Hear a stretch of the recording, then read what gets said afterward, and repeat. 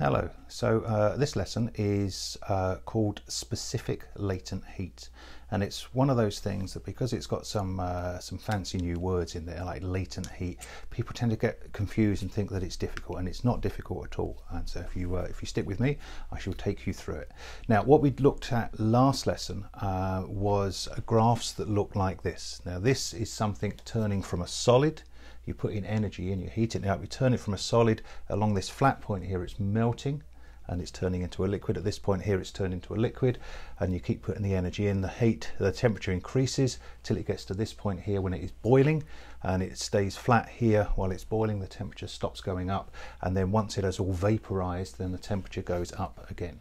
And what we need to remember is that we are putting energy in all the way along this curve. We're putting energy in, and at this point here it's very clear to see where the energy is going, because the energy is going into making it hotter, and it's very clear to see what's going on here because the energy is going in to make it hotter, to increase the temperature. But what is happening along this bit here? We're still putting energy in, we're still putting heat in, but that heat is hidden. It's not obvious what it's doing in terms of the temperature, and so we call that the latent heat, because latent has got a meaning similar to the word hidden. So there's heat, or there's energy gone into it here, but you can't really see it because it hasn't increased the temperature. So that's what we talk about when we talk about latent heat. Now at this point here at the graph, we have got a liquid which has got to its boiling point, and at this point here it is all turned into a gas and it has all vaporized, but the energy that we've put in along here is turning it from, if this was water, for example, it's turning it from water at 100 degrees C into water vapor at 100 degrees C. Now, it can be calculated, it can be shown that you need 2.25 million joules of energy to turn a kilogram of water that's at 100 degrees C into a kilogram of water vapor at 100 degrees C. And that is called the specific latent heat of vaporization of water, and you'll be given that. And so if it says how much energy does it take to vaporize a kilogram of water, and you're given this number, it's very clear what that is. But if it said, what if it was half a kilogram of water? Well, you'd say, okay, well it's half that number, and that's as hard as it gets, because this is the maths that's involved. Let me go through this here. It's called the specific latent heat of vaporization. How much energy do you need to vaporize a kilogram of something? And you'll be given that number. We abbreviate it to L with a little V here, which is the latent heat of vaporization. You can get the latent heat of fusion, which is how much it takes to freeze something, going the other way. And the equation that you'll use is energy. The energy needed is the mass that you've got multiplied by the specific latent heat of vaporization. So a typical example would be like this. If you want to vaporize 0.1 kilogram of boiling water, you would need the energy, you need the mass, let's put that down here, which is 0.1, and the specific latent heat of vaporization, which is 2.25, I'm going to call it megajoules per kilogram, because mega means a million, so it's 2.25 million, and so the answer will be 0.225 megajoules to evaporate that much. Or you could change that into 225,000 joules, so we call that a kilojoules, or 225, and then we put that down as thousands, like that. Okay, so that's all it is. It's how much energy you need to change the state of something from one thing to another. Not changing the temperature, it's already at its melting point or its boiling point, but how much do you need to actually change the state of it.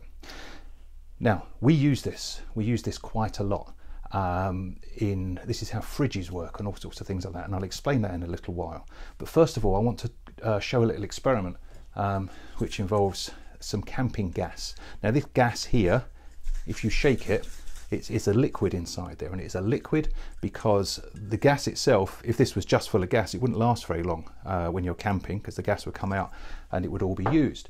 But if you compress the gas so much, you compress all of the particles so that the particles are close together, not spread out like in a gas, then they are pushed together and they're forced to become a liquid.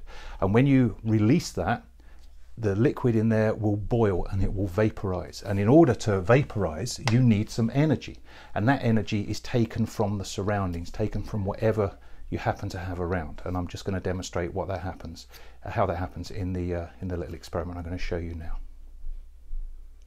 I'm going to spray the gas from some camping gas canister, which, if you hear it, actually is a liquid inside there, because the gas has been compressed so much that the particles, which in a gas are very spread out, have been pushed together through the high pressure, so they're touching each other and sloshing around into a liquid form.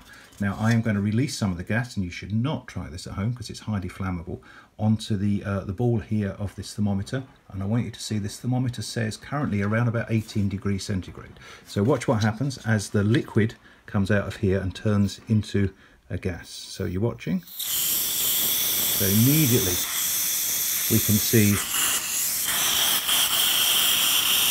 that plummeting down, minus 10 degrees that's gone down to, and it's gone beyond minus 10 degrees, which is the lowest that the thermometer can measure. And if I could do a little close-up on that, you should be able to see that there is some ice on there. So as the liquid it's been released, it's turned into a gas, but in order for a liquid to turn into a gas, it needs some energy, and so it takes the energy from the thermometer here. The thermometer had about was at 15 degrees, so it had a certain amount of thermal energy, and for the liquid inside here to vaporize, it took energy from this. And it's taken so much energy, you can see it still hasn't recovered, and if I touch this ball at the bottom, it's freezing cold to the touch, and you saw the temperature plummet there.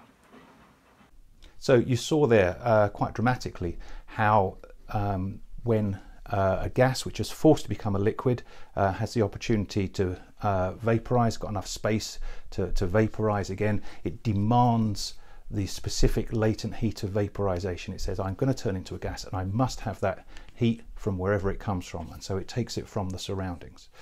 And so it takes that latent heat of vaporization. Also, if you've got a gas, when you force it to become a liquid and you squash it down, it gives up that latent heat. It's taken that heat in to turn it into a gas, and then when you force it to become a liquid again, it gives up that heat. So we have something that looks a little bit like this. So you have a liquid here, which is what we had squashed into that container. When you release it and allow it to turn into a gas, it takes in heat, so it demands some heat, and so it takes in heat from its surroundings, so its surroundings get colder. If you were to then take this gas and compress it again to turn it into a liquid, that heat that it's taken in here, it then gives that up again, and so that heat comes back out. So we're not getting something for nothing. So it takes in the heat of the latent heat of vaporization, and then when it's not a vapor anymore, it gives that heat up. And that's how fridges work. Now in a fridge you will have a refrigerant, which is a liquid which turns into a gas at a relatively low temperature. So if you just let it be, it would vaporize and turn into a gas, but it's very easy to compress it again and turn it back into a liquid, and that's what happens constantly inside a refrigerator.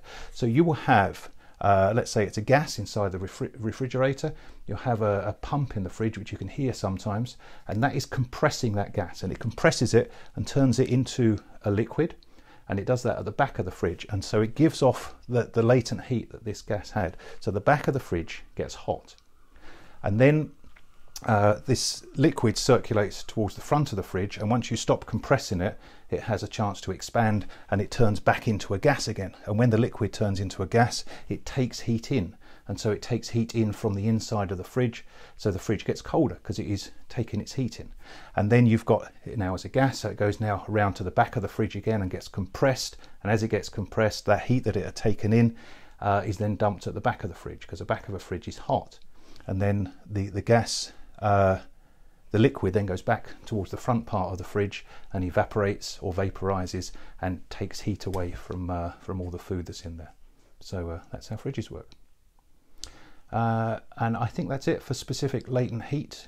Like I say, it's quite straightforward. They just give you a number in the exam, they'll give you the equation as well, and it's how much it takes for a kilogram to vaporize or to freeze, and you just have to multiply that by whatever mass you are given. Okay, see you next time.